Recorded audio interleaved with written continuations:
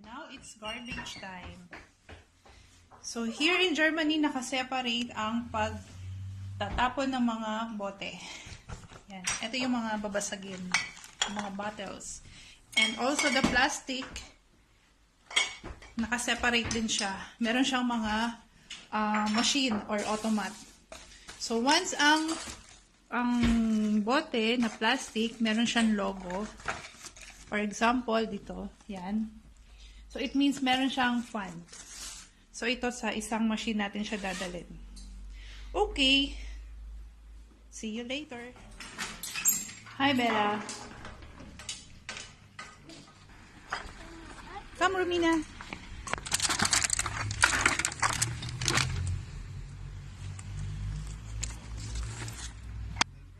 Romina, let's go.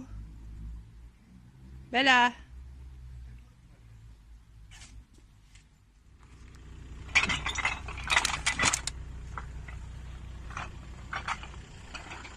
So, dito tinatapon yung mga glass.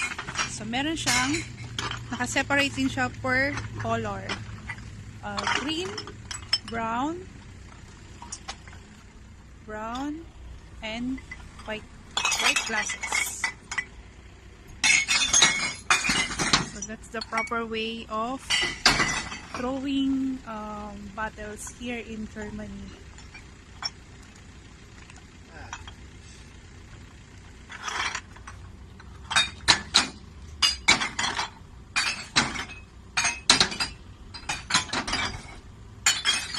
So, kung white, so white siya, syempre.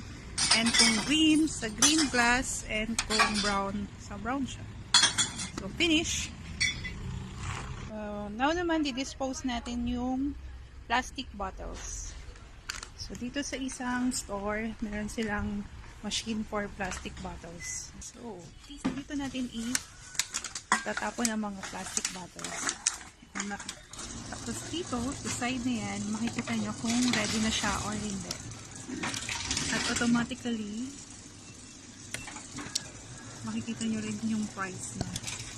So, ang price per bottle, minsan depende, or sometimes 25 cents euro. Ayan.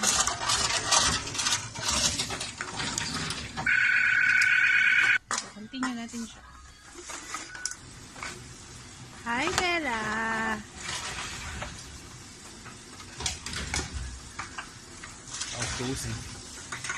At yung mga plastic or cans. Can bottles. Ayan, kita nyo, meron siyang price.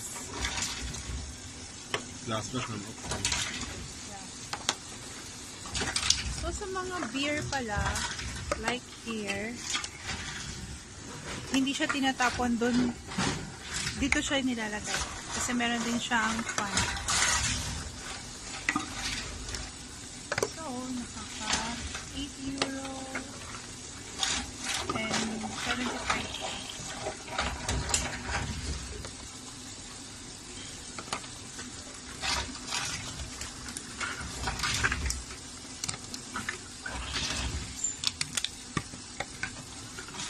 Hello, Bella. So, nakaka 16 euro and 50 cents, going up. 17. Ist die anderen So, 2 Euro noch.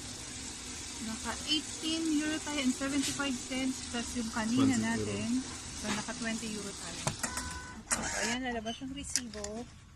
1200 pesos. So, yan na.